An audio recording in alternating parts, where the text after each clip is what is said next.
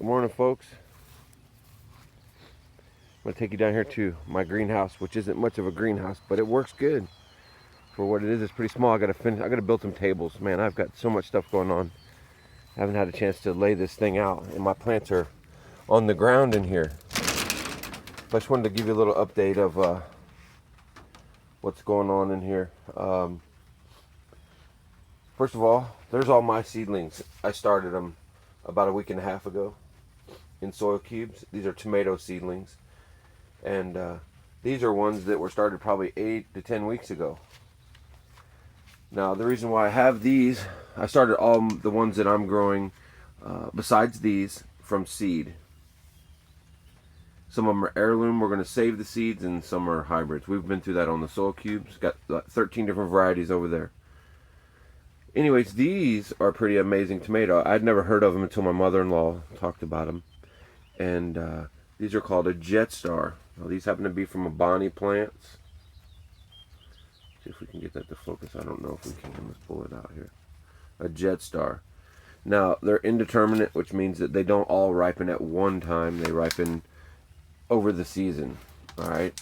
Now, I had never heard of these until my mother-in-law said these are her favorite tomato. Right? So I said I'd grow her some, so she found them. And they're pretty nice looking plants. The cool thing about these Jetstars is they make a big tomato that doesn't split. It's low in acid, and each one of these plants says they grow 100 pounds of tomatoes. Each plant, can you imagine? Anyways, we're gonna have several tons of tomatoes if all my tomatoes grow. Anyways, we're gonna have a lot of canning to do, a lot of giving away, maybe even some at the farmer's market. You never know. Anyways, some of my other plants are doing well. You can see that some of them we bought at a nursery, but all of these in these red pots, and some of those in those Mountain Dew bottles, some of those are from seed, but a couple of them are seedlings we bought, like those Ruby Perfections. These purple ones, those were bought at a nursery, and there's a couple Pac-Man broccolis back there that were bought at a nursery. All the rest we started with seeds from parks. Now we have broccoli up here in the front. This is called Diplomat.